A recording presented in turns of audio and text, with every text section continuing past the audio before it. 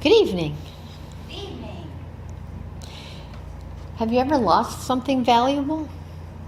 Maybe not necessarily something worth a lot of money, but valuable in its memory or its sentimental value.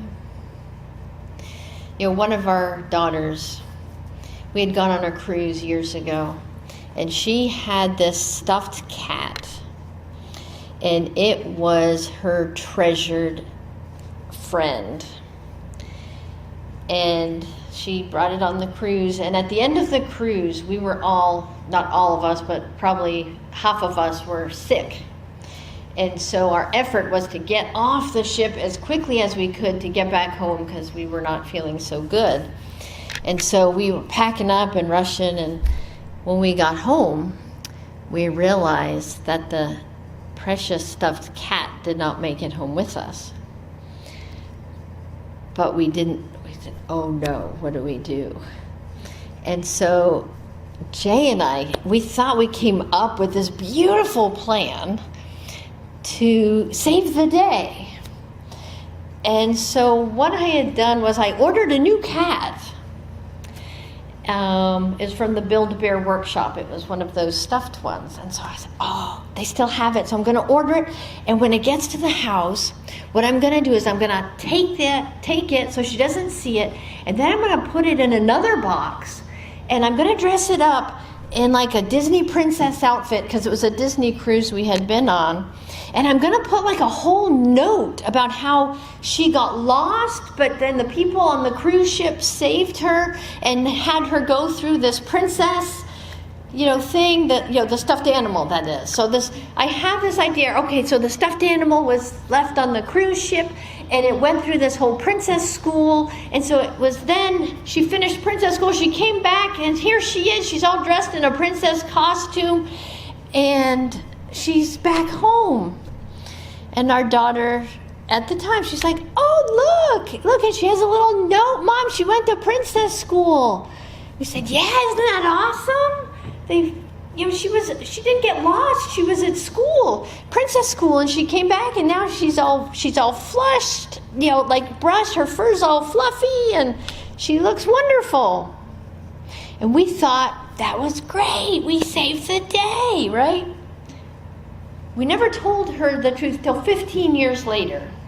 In 15 years, we figured, okay, it might be safe now to share the story about how the kisses she had back then was not the real kisses that she had. And so we said, okay, we have to tell you a story. And we told her the whole story. She goes, yeah, I knew that. I said, how did you know that? She goes, because I knew my Kisses, the cat, and the one that came back from that cruise ship in that box, that was not it. She said, because my cat had the scruffy nose and the fur was matted, and when this one came, it had a different nose, had different eyes. It was not the same one. I knew it, but you were so excited I didn't have the heart to tell you. Sometimes when we lose something, it's irreplaceable. But to the owner of that thing that's lost, there's no substitute. And the owner knows their genuine article, right? Our text tonight covers things lost. But it starts with a rather interesting scene. I really am kind of entertained by this scene. Tax collectors and other notorious sinners often came to listen to Jesus teach. This made the Pharisees and teachers of religious law complain that he was associating with such sinful people, even eating with them. Can you just envision a bunch of old lady gossips in the back of the church?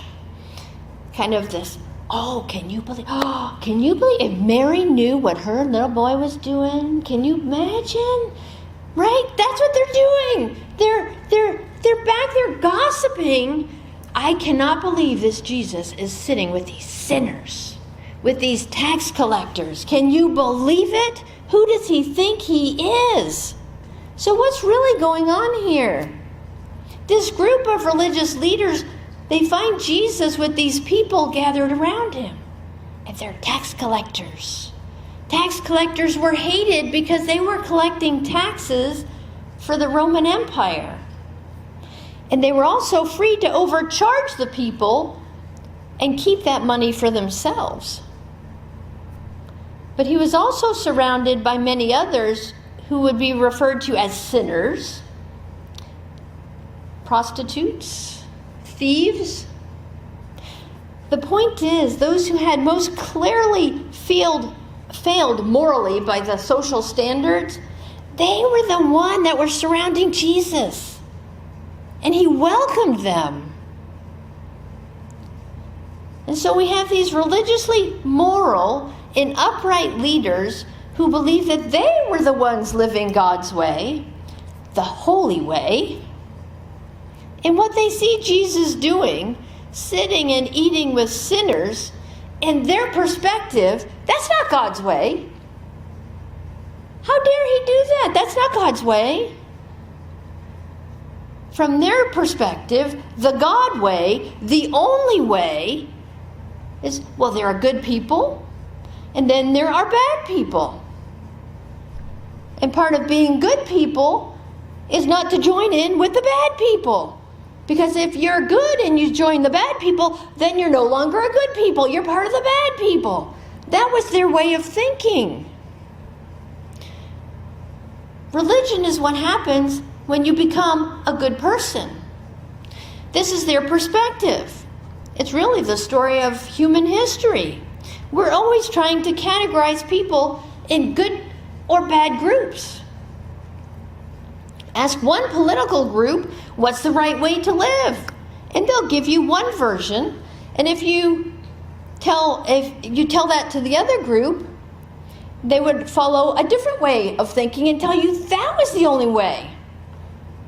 But both those groups think they're the right group, and the other group is the bad group. Somebody's going to be wrong.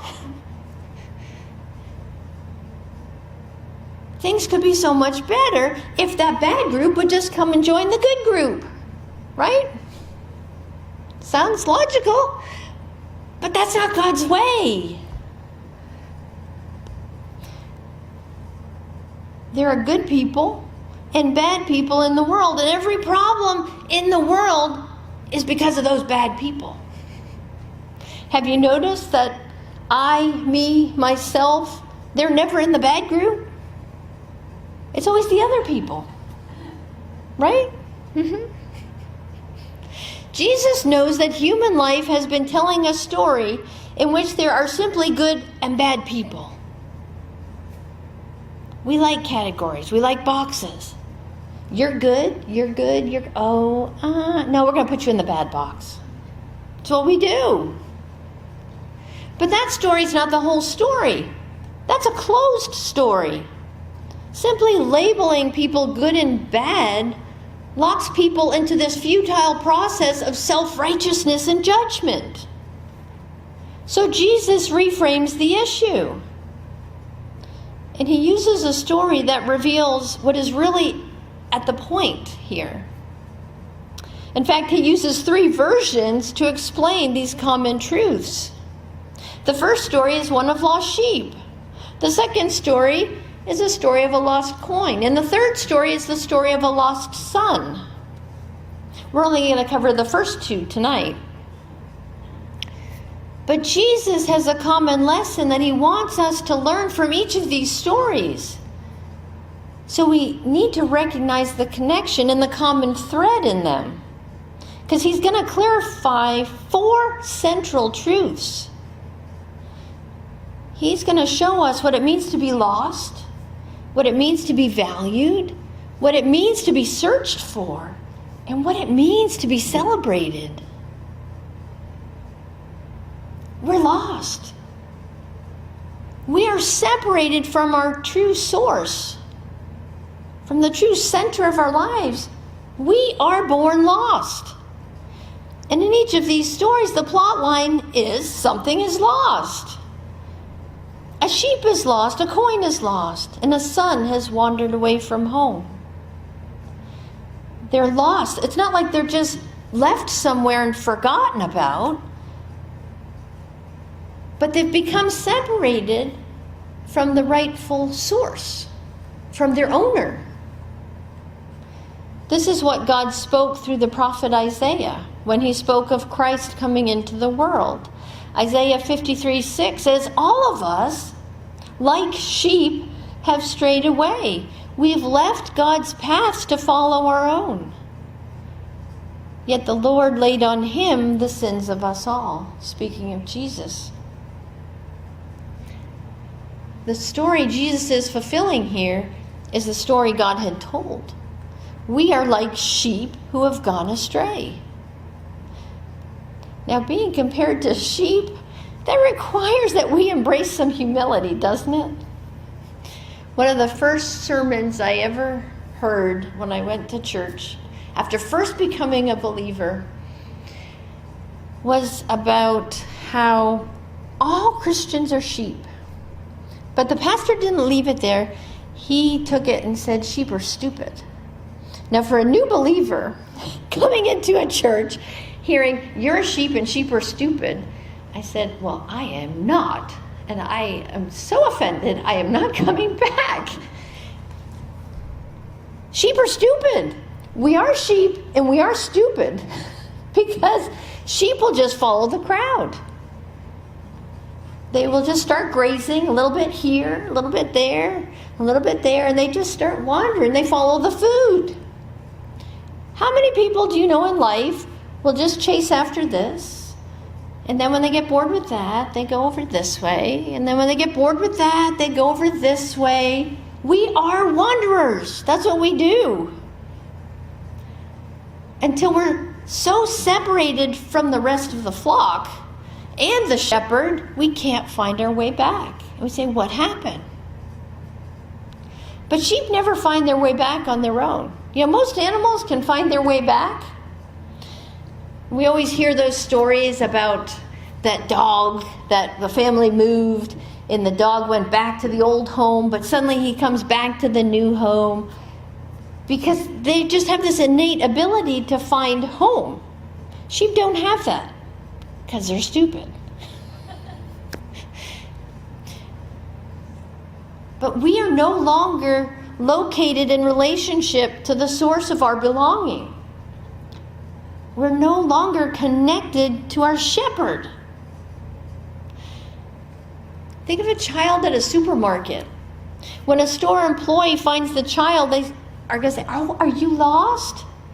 Now, the child knows they're in the middle of a grocery store, but being lost for them is not about the location. Being lost for them is about being separated from mom and dad, right?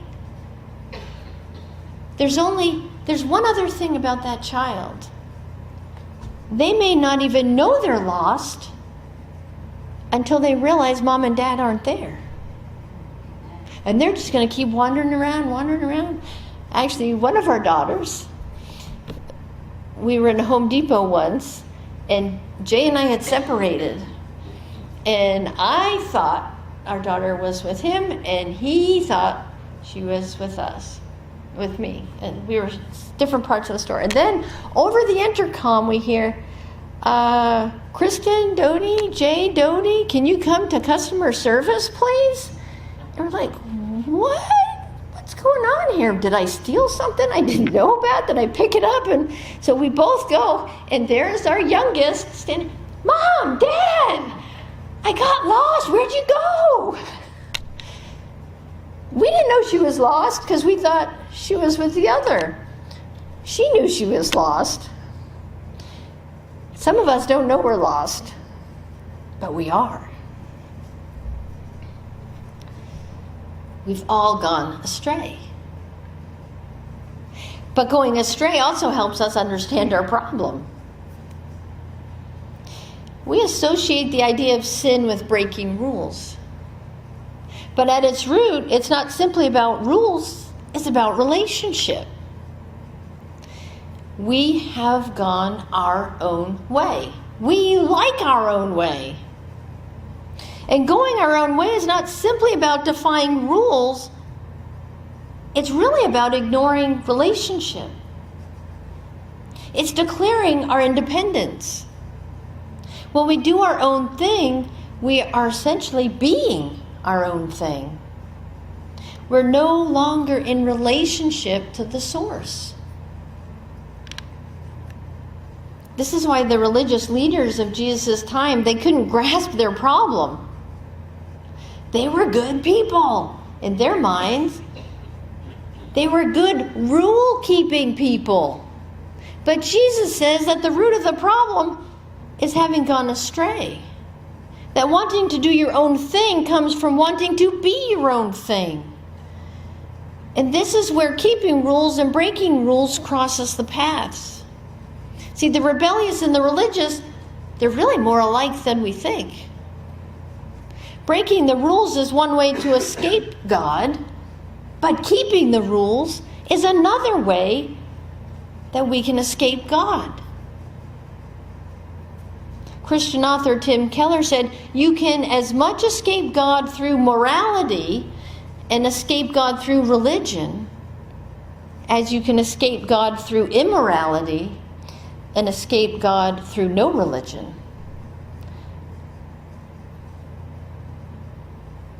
Religion is not about relationship most of the time. Religion is about the rules. And the rules get in the way of our relationship, which breaks our connection to the source, which makes us lost. And until we identify with being lost, we see two categories of people, good and bad. This is why the writer of the Psalms concluded in the final verse of Psalm 119, he confesses, I have wandered away like a lost sheep. Come and find me, for I have not forgotten your commands. It begins with that confession. We go our own way, we do our own thing, we follow our own desires until one day we discover we are far away from God. Sure, we've followed all the rules, but we have no better idea who He is than we do about ourselves, because we're only about the rules. And we have no idea how come we've gotten so far away, and we have no idea how to find our way back. You know, sheep, they can't find their way back, but they also have no defenses. You know, dogs, they have teeth, sharp teeth. Cats have claws. Bears have claws and big teeth. Porcupines have quills. They can all escape predators, but not sheep. They're defenseless.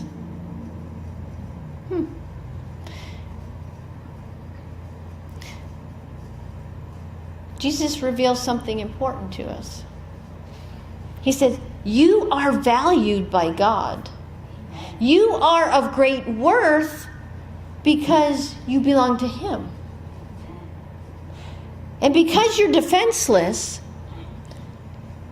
I'm going to go and get you, the way the shepherd goes after the sheep. The problem and the issue that Jesus is trying to show these people here is He's trying to adjust their concept of value. Remember what they said. This man welcomes sinners and He eats with them. Now in the religious storyline, these are bad people. And bad people have no value. You don't eat with the people with no value. That's what they were thinking. Because sharing a meal was a way to express you want to share life with someone. Well, why would the good people want to share life with the bad people? Because that would make them bad. In their minds, that's what they're thinking. But Jesus says, that's not the God story. He says, the true story that we're actually a part of is that we're going to see people differently. Amen.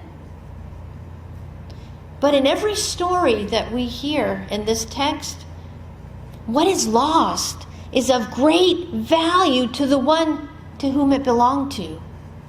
It didn't matter to the other people. It mattered to those who owned it. The shepherd put all his focus on finding his lost sheep.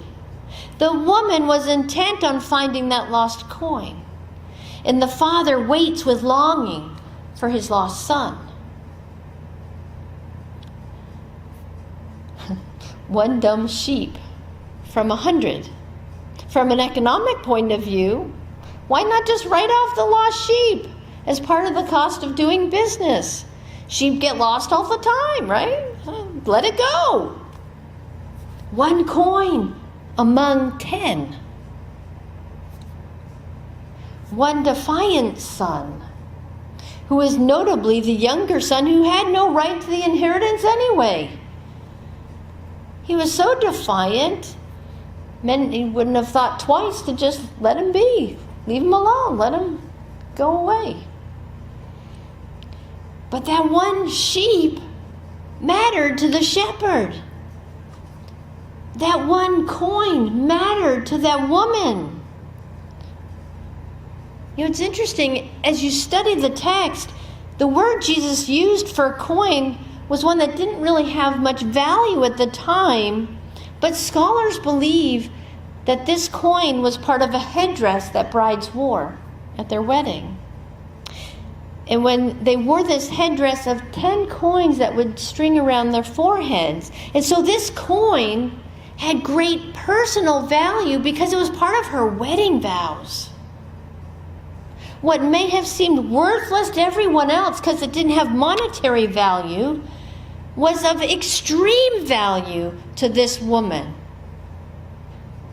That 1 coin mattered to that woman. That's why she turns her house upside down to find it. And that 1 son, he is still the father's son. He mattered to the father. That which is lost. Every human life holds great value. And it's not because of how good anyone is. We have value because it's given to us by the one that we belong to, the one who created us, God himself. That's why we have value. We try to apply logic to love. We naturally love things that are nice and lovely, but there's a love that doesn't love because of the value. There's a kind of love that actually creates value in it because it's loved. Let me say that again. There's a kind of love that doesn't love just because it's valuable. But because it's loved, it is valuable. The world is telling us, go chase the things that are valuable. Love those things. Love the flashy. Love the big and glamorous. God's saying no. That's not what brings value. When I love something, I infuse value into it. That's the difference. Like that stuffed cat toy. It was worn and it was tattered, but to my daughter it was a treasure. Her love for that toy made it valuable. There are some things that are loved just because they're valuable. And then there are things that are valuable just because they're loved. Jesus couldn't be more clear in his use of numbers in this text. 1 of 100, 1 of 10, 1 of 2. So what's the point? It's the value of 1. The world tells us that your worth depends on your success. It depends upon whether you bring value to others. That's what the world wants us to believe. But to God, our value is beyond estimation. For most of us, 99 out of 100, well, that's good enough. I still have 99 left. But it's not good enough for God. He cares about the 1 just as much as he does about the 99. Because that's the kind of God he is. He doesn't write anyone off. No one can be just a part of the crowd. C.S. Lewis said, it's not humanity in the abstract that is to be saved, but it's you. You, the individual.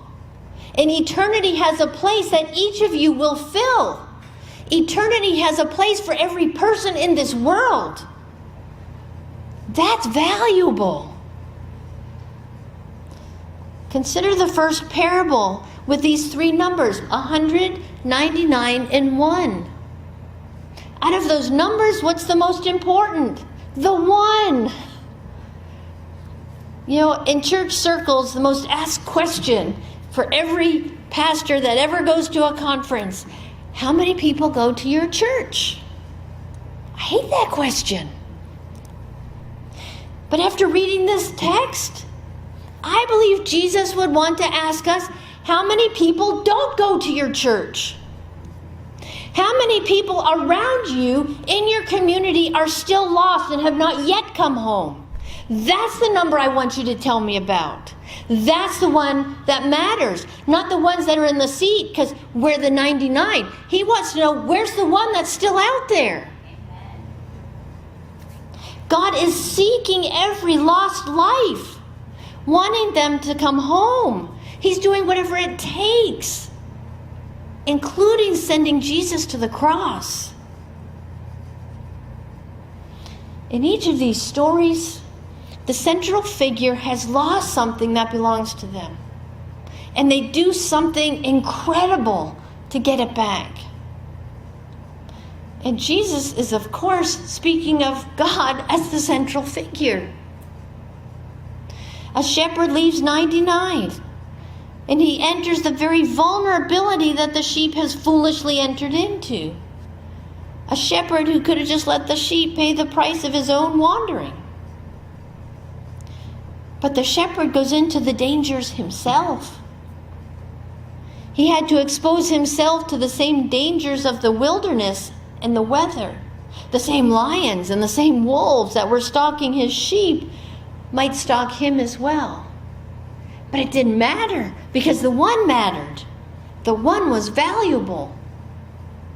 A woman who faces this indignity of a lost coin that was part of her wedding vows. As part of her dowry necklace. But she's not afraid to make a public spectacle of herself, even if it meant showing her social poverty. A father whose son declares he wants him dead. And when one day he returns, Jesus says the father runs to him. Something no Middle Eastern man would do, because to run in his robe meant he would have to lift the robe up. And lifting the robe up meant he was exposing his ankles. And exposing his ankles was undignified. He would have been judged by the whole village for doing such a thing. But it didn't matter, because the one was valuable. In each of these stories, we have a hero that no Pharisee would want to identify with. Yet in these stories, we see a hero that is God, who is merciful, meeting us in our shame, meeting us in our disgrace, because that's the power of his love. It's the whole reason Jesus came. Jesus said himself in Luke 19, salvation has come to this home today, for this man, he's talking about Zacchaeus when he went to have a meal with Zacchaeus, has shown himself to be a true son of Abraham.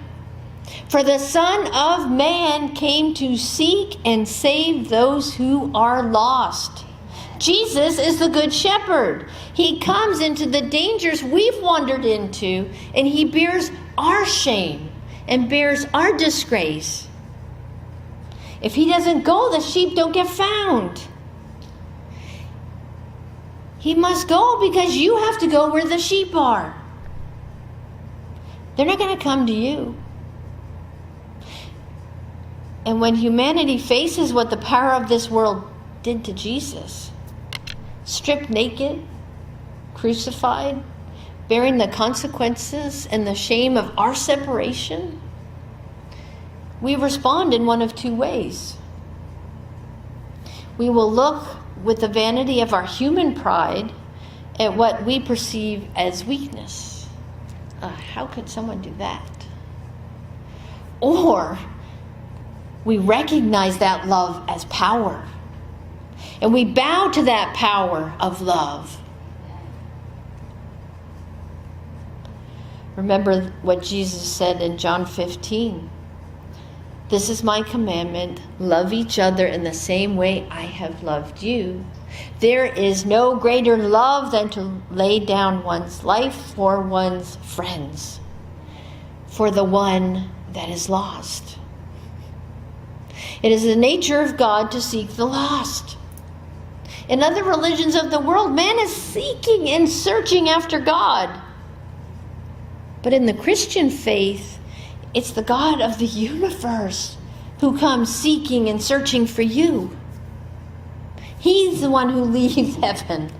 He's the one who goes. He's the one who goes and finds. He's the one who lifts and carries and celebrates.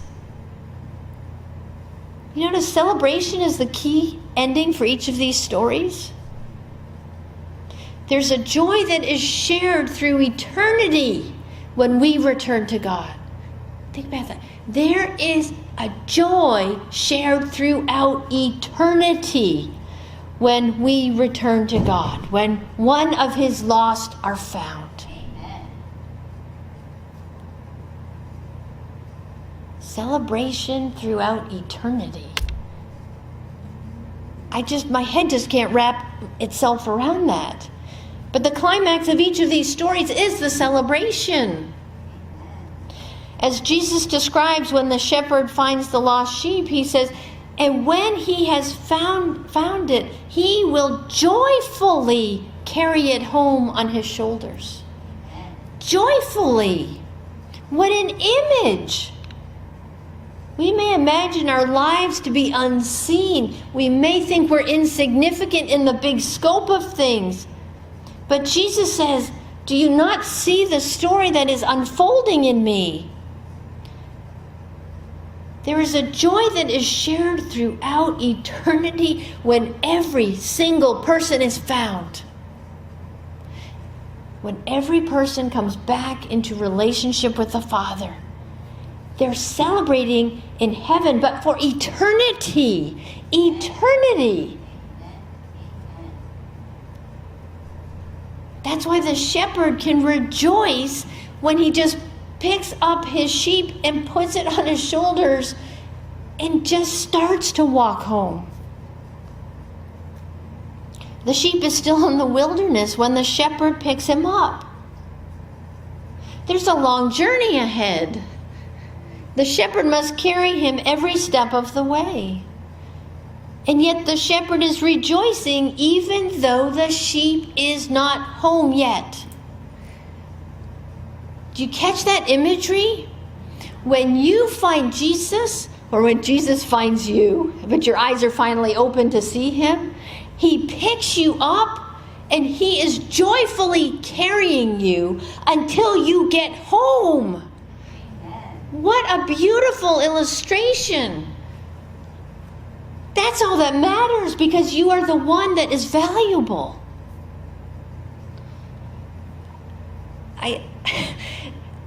I have this image of me as a shepherd going in, finding the sheep, right? Oh, you stupid sheep. This is the 5th time you've wandered from the flock and I've had to come and get you. Not Jesus. Not Jesus.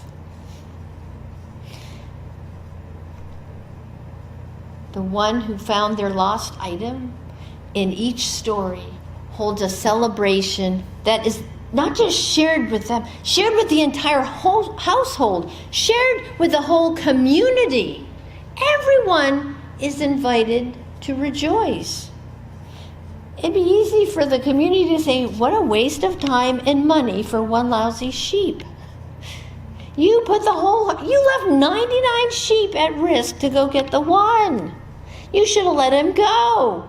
No, they recognize that there was one that was valuable. They rejoice that the one has come home, that the one has been found. We should be compelled to look at our own stories. We all tend to put people in good and bad categories. And then we pat ourselves on the back for being good and looking down on those we deem as bad. But that story doesn't line up with the one that Jesus is unfolding. And you can't squeeze him into any other story, no matter how hard you try.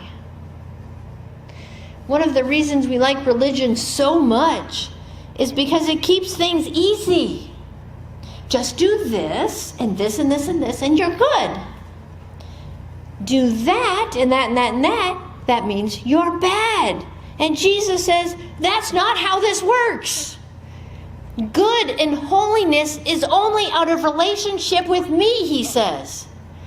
Good and holiness only come out of relationship with Jesus. That's it. There is no this is good, and that is bad. Jesus, good. No Jesus, bad. That's it. Holy only comes from being in the presence of the one who is holy. Who's holy? He is. You cannot claim holiness. Only he can. Only he can make things holy. And so if you're not in his presence, then you're not holy. No matter what you do. No matter what you're checking off your list of things. Oh, this makes me holy. Oh, look. Oh, the Bible says this, so if I do this, then I'm holy. No, Jesus is holy. And if you want to be like Jesus, you need to sit in his presence and follow him. That means when you get up in the morning and you go on your way and he's going this way and you're going that way, you're separated from holy, okay? Jesus goes this way and you say, Jesus, I don't want to do this myself. I need to stick by your side. We're going to do this day together. Then you're that much closer to holy. Otherwise, forget it.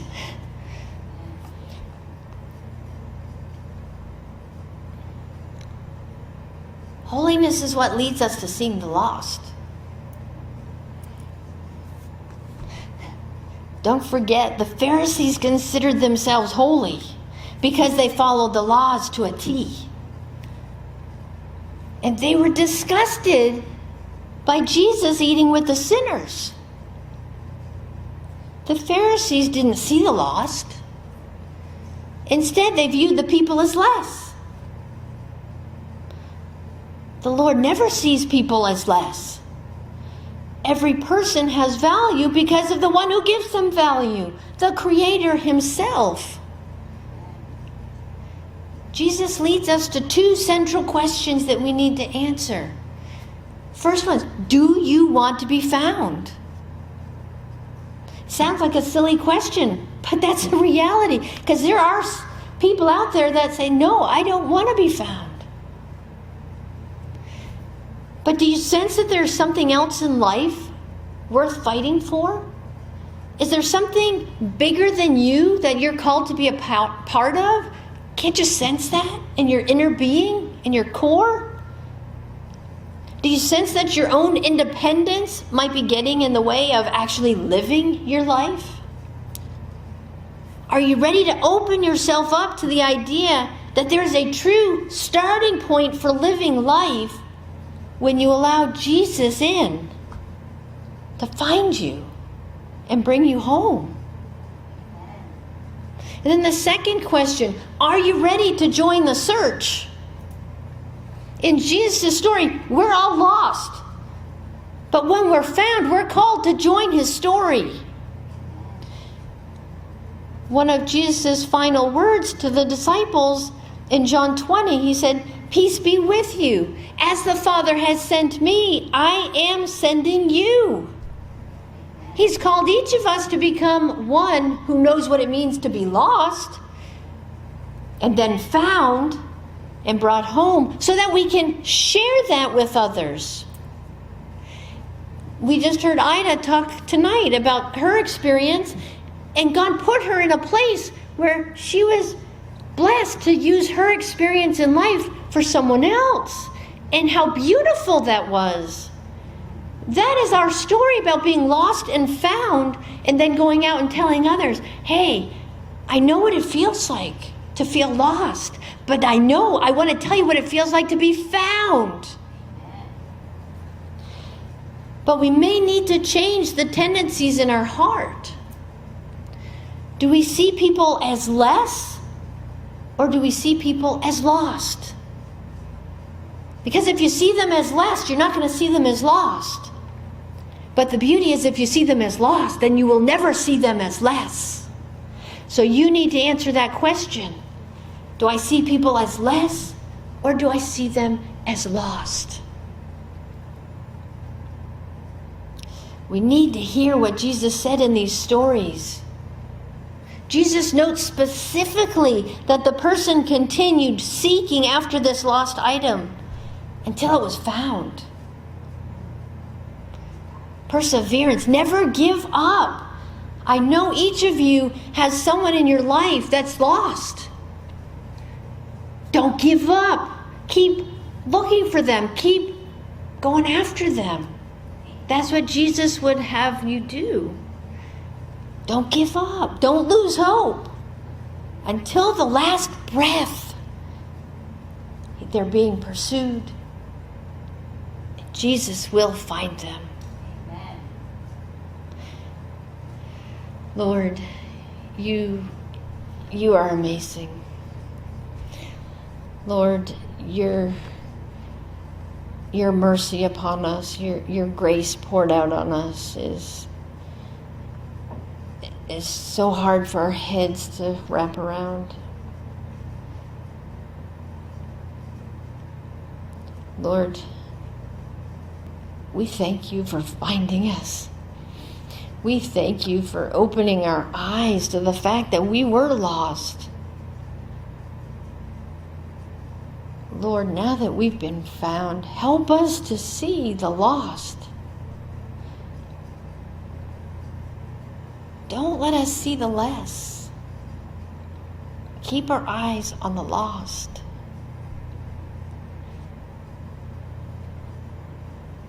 Lord, we want to be a people that does your work. We want to be a people that chases after you and the passions that you have. And your passion is lost people, Lord. Light a fire in us to find the lost people. Light a fire in us to be courageous and chase after the lost, Lord. But in those situations where we're seeking after the lost, may we have your heart, not the human heart that's going to bring judgment, but your heart, Lord, that's going to bring mercy and grace, the things that are needed. Lord, most importantly, we thank you for Jesus. And it's in his holy, holy name we pray.